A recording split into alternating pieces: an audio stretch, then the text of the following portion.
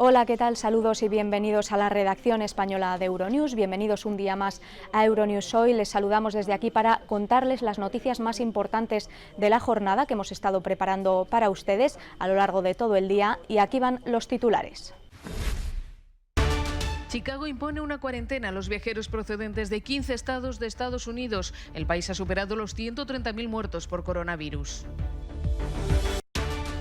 El primer ministro portugués y el presidente del gobierno español aunan fuerzas con el objetivo de impedir que se impongan nuevas condiciones sobre los fondos europeos de recuperación. Concluye la odisea del Ocean Viking con el desembarco en Sicilia de la mayoría de los migrantes rescatados hace 12 días en aguas del Mediterráneo. Cadáveres abandonados en las calles de la ciudad boliviana de Cochabamba. Los servicios funerarios están desbordados, el sistema sanitario contra las cuerdas. En Estados Unidos, Chicago ha impuesto una cuarentena a los viajeros procedentes de 15 estados del país, los más afectados por la pandemia, levantando fronteras invisibles ante un virus que sigue ganando terreno. Es que Estados Unidos ha superado otra barrera psicológica, la de los 130.000 muertos, y se acerca inexorablemente a los 3 millones de casos registrados. Pese a la tasa de mortalidad del 4,6%, el presidente Donald Trump ha dicho que el 99% de los casos son inofensivos y quiere que los colegios abran en septiembre. Si no puedes usar mascarilla, lavarte las manos y mantener la distancia, no te tengo respeto, le ha espetado el actor Tom Hanks.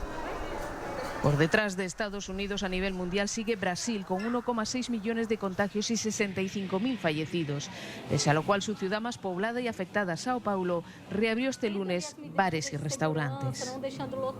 Mientras respetemos las medidas de seguridad con espacio entre las mesas, creo que merece la pena. Si alguien estuviera en esa otra mesa, probablemente me sentiría incómoda, dice esta mujer.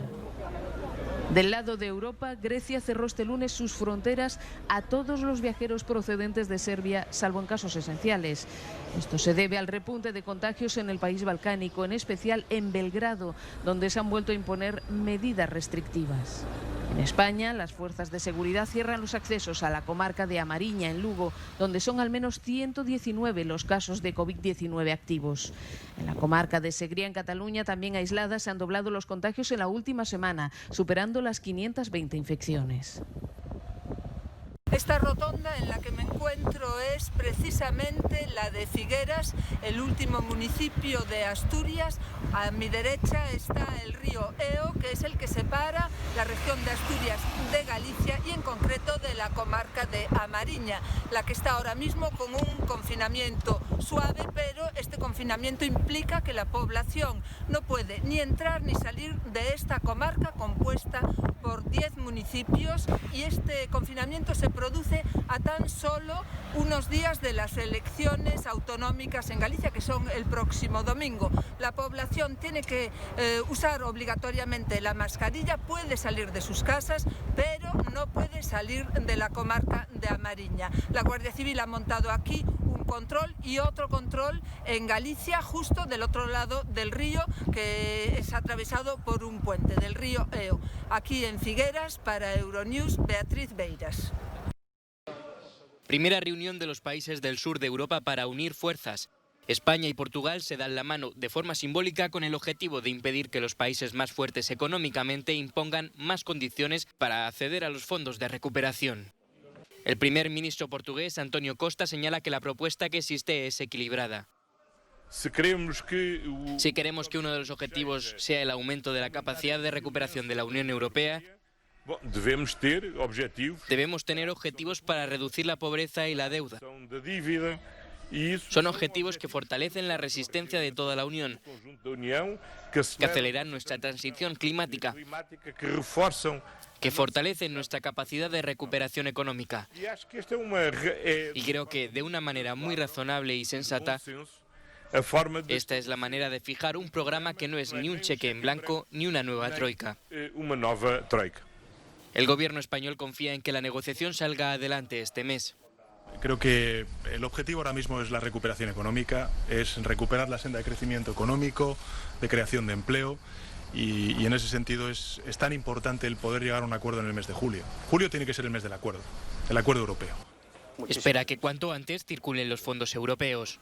Esta semana, con la misma misión de unir fuerzas, el presidente español se reunirá con su homólogo italiano. Ni chupinazo, ni encierros, ni esa alegría embriagadora que inunda las calles de Pamplona año tras año desde el primero hasta el último minuto de los Sanfermines, tal vez la fiesta española más universal. Se anuló por la pandemia del coronavirus que ha dejado de capa caída a la capital navarra.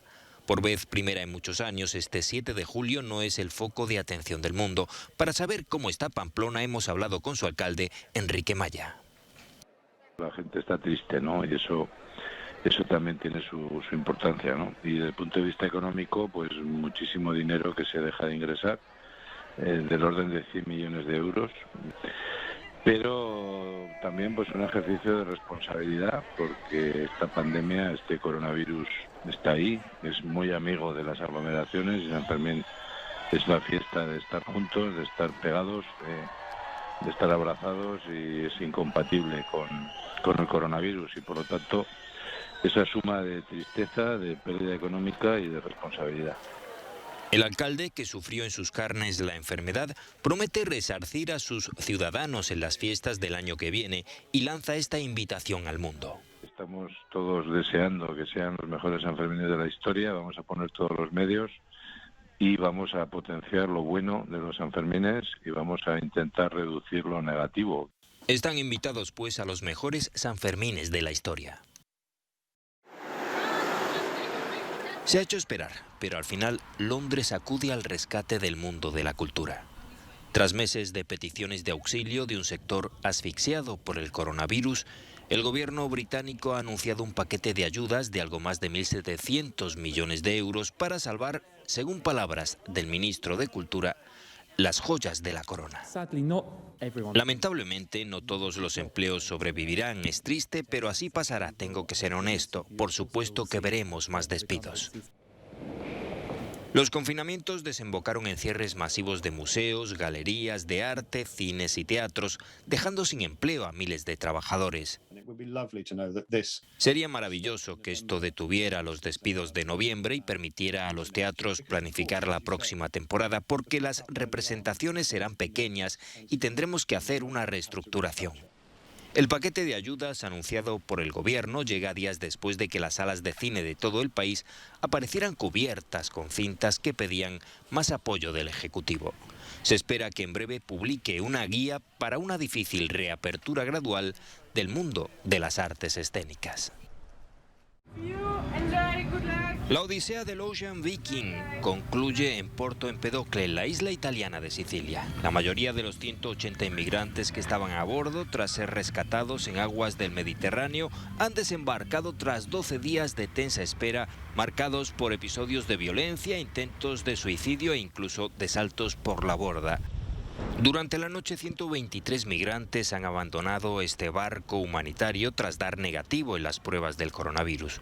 Otros 57 debían permanecer en las bodegas a la espera del resultado. El destino de todos es la nave de cuarentena Moby Zaza, atracada en el mismo puerto. Allí pasarán 2 semanas antes de ser llevados a un centro de acogida. El Ocean Viking ha sido protagonista de una nueva crisis humanitaria. Ningún país quería acogerlo hasta que el pasado domingo declaró el estado de emergencia a bordo, alegando que no podía garantizar la seguridad de los migrantes ni de la tripulación. No habrá una prohibición total para Huawei en Francia en el despliegue de la red 5G, pero sí se restringirá la utilización de los equipamientos del fabricante chino por razones de soberanía y de independencia. Lo ha dicho el jefe de la Agencia Nacional de la Seguridad de los Sistemas de Información, señalando que se está incitando a los operadores que actualmente no usan Huawei a que no lo hagan. El Ministerio de Exteriores chino se muestra confiado. El gobierno francés ha declarado en repetidas ocasiones públicamente que no tomará medidas discriminatorias contra empresas o países específicos sobre el tema de la red 5G, ni descartará el papel de Huawei. Por su parte, el gobierno británico ha decidido cambiar su política de telecomunicaciones y eliminar este mismo año el uso de la tecnología de Huawei en su red 5G por preocupaciones de seguridad. El embajador chino en el Reino Unido ha advertido de que si hacen de China un país hostil tendrán que lidiar con las consecuencias. Daña la imagen del Reino Unido como un entorno abierto, favorable a los negocios, libre y transparente como dice ser. En enero, Londres dijo que Huawei podría desempeñar un papel limitado en sus redes 5G, un anuncio que enfureció a Washington, que sostiene que supone un riesgo para la seguridad nacional, alegando que podría ser utilizado por Pekín para espiar.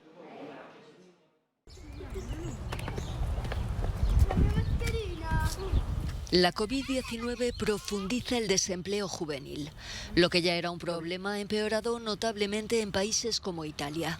Así lo indican las últimas cifras del Istat. La tasa de paro entre los italianos menores de 25 años alcanzó el 23,5%, uno de los peores datos de la eurozona. España lidera el paro juvenil con un 32,9% en mayo. El coronavirus ha golpeado con fuerza a jóvenes recién graduados en la universidad en busca de su primera oportunidad laboral y también a jóvenes profesionales cuyas carreras han quedado congeladas. Ignacio será ingeniero en septiembre, aunque es optimista, le está costando encontrar algo.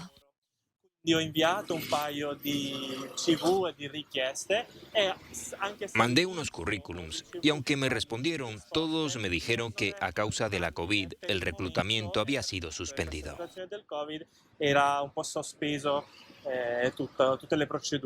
Pero no solo es un problema para los graduados o licenciados universitarios.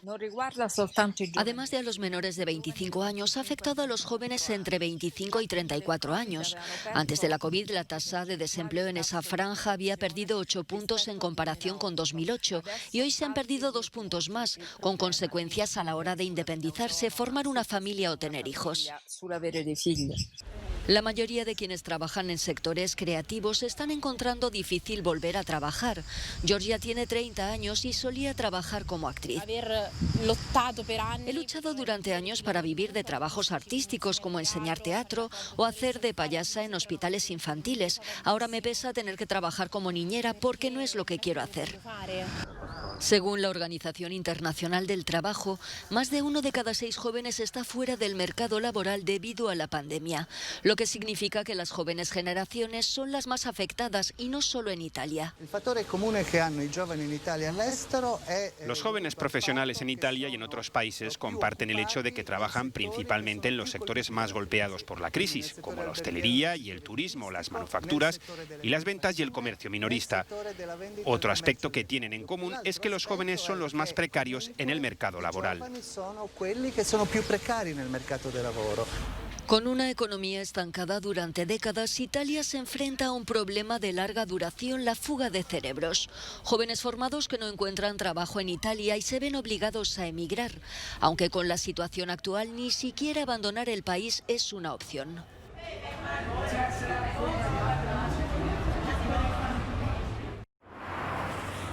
El paquete de movilidad de la Unión Europea llega a su recta final sin convencer a los países del Este.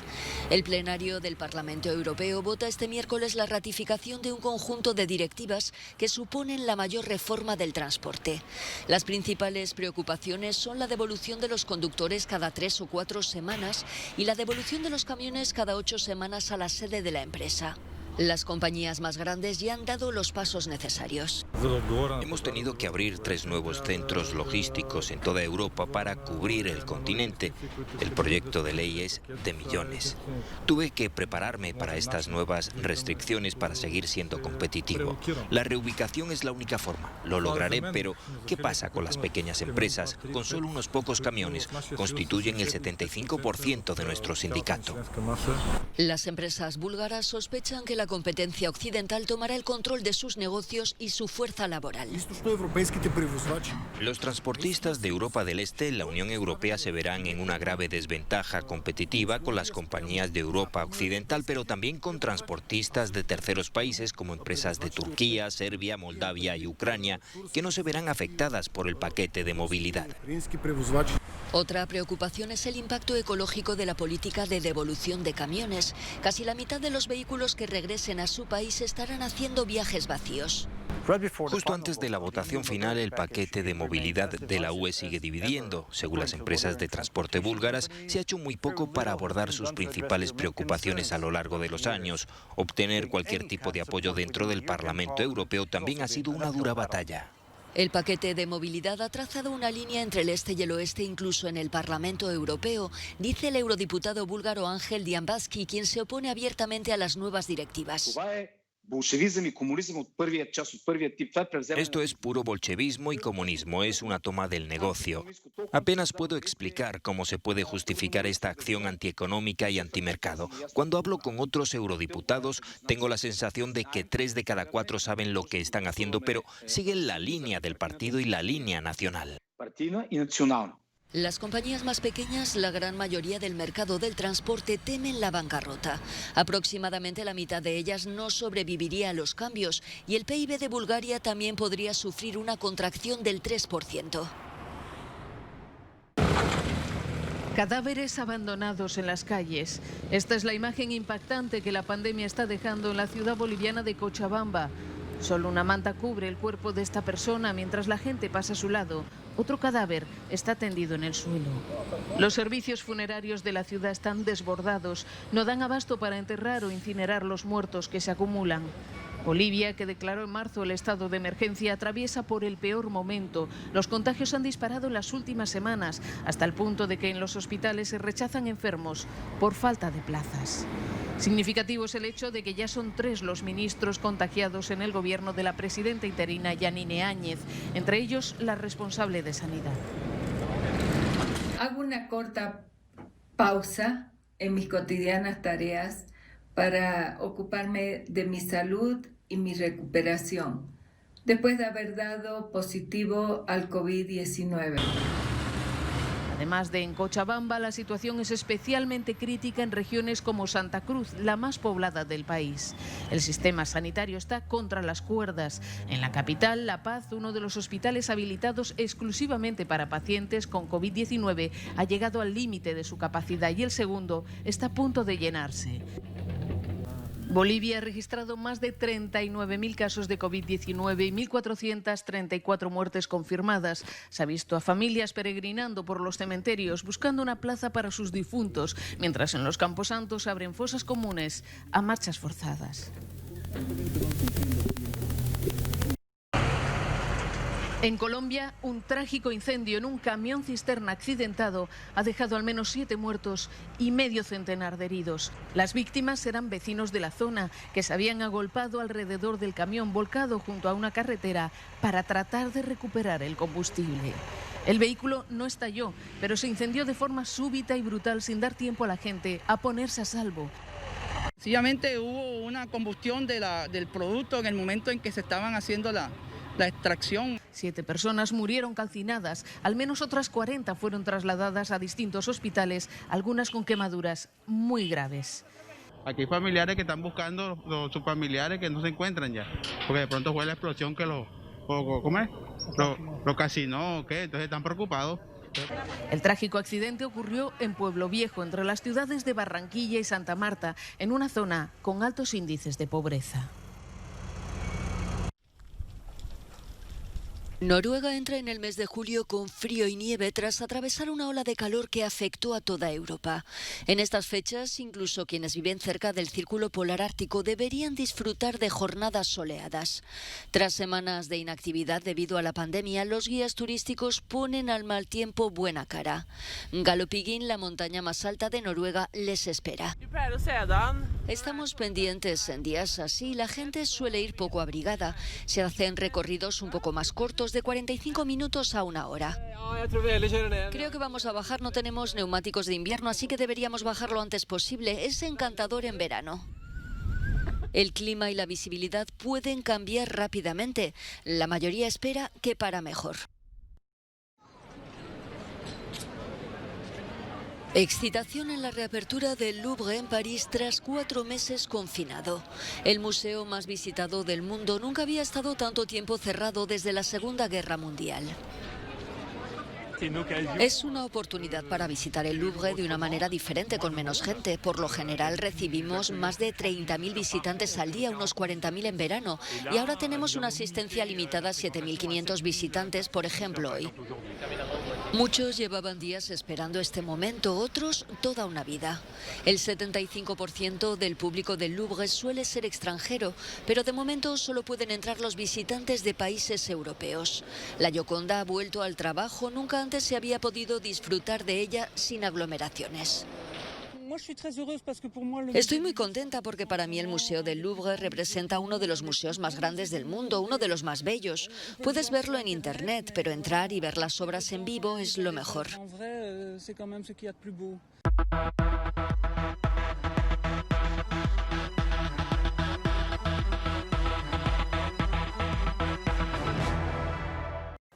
Saludos y bienvenidos a nuestra serie sobre el mundo después del COVID-19. Con más de 11 millones de infectados y más de medio millón de fallecidos en todo el mundo, la pandemia del coronavirus ha cambiado nuestras vidas. Confinamiento, colapso en los hospitales, incertidumbre, restricciones, cierre de fronteras, además de una crisis sanitaria, económica y social. Vamos a analizar algunas lecciones que nos ha dejado la crisis del COVID-19 y vamos a ver también si esta es la oportunidad de replantear el mundo en que vivimos y prevenir otras pandemias. En nuestro programa de hoy tenemos como invitado a Pascal Boniface, geopolítico francés, fundador del Instituto de Relaciones Internacionales y Estratégicas, IRIS, autor de la geopolítica del COVID-19. Vamos a conocer su visión sobre el papel que han jugado Europa, China y Estados Unidos a lo largo de esta crisis. Es cierto que la crisis de COVID-19 ha cambiado el mundo y las relaciones internacionales en varios aspectos que trato de analizar en mi libro. Al comienzo de la crisis, Europa estuvo desunida y no actuó de forma coordinada, y sin embargo después rectificó. Por un lado, estableciendo un plan de rescate económico sumamente ambicioso, con el que se rompieron algunos tabúes europeos, y podemos decir que la solidaridad prevaleció sobre el egoísmo al implantarse un ambicioso plan. Por eso Europa ha resultado ser un actor fundamental en las relaciones internacionales, especialmente al establecer un plan de ayuda fuerte y generoso, especialmente un plan de ayuda a los países de África. Por lo tanto, Europa, tras un primer momento de poca preparación al principio de la crisis, durante su estallido en marzo, resultó ser más ambiciosa en su política global a partir de mayo.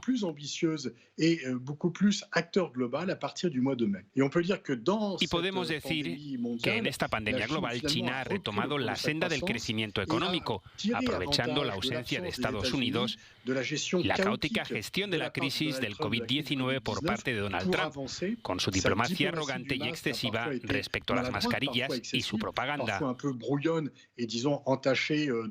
Pero podemos decir que en general, en el duelo que se libra a distancia entre Estados Unidos y China por la crisis del COVID-19, China ha tomado ventaja respecto a Estados Unidos.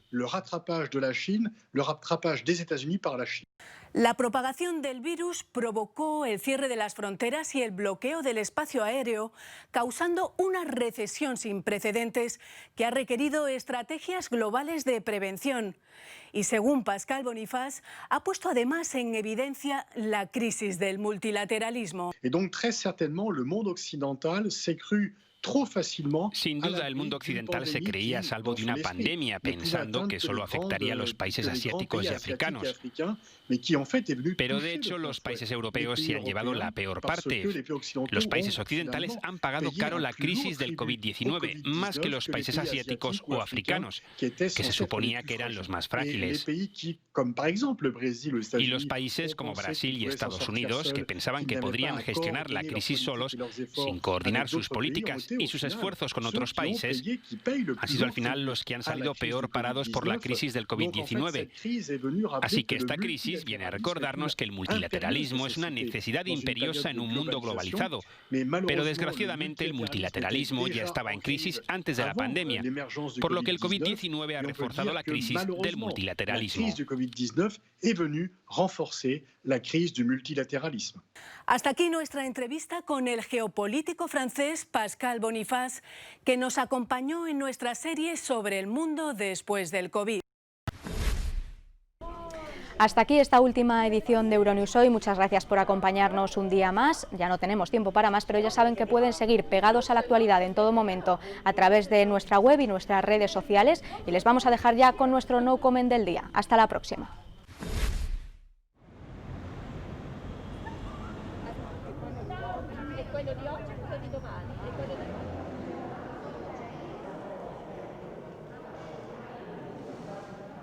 We would like to remind you to wear a face mask at all times while inside the theatre, to wipe your hands with the available hand sanitizer, and to respect social distancing of at least 3 feet.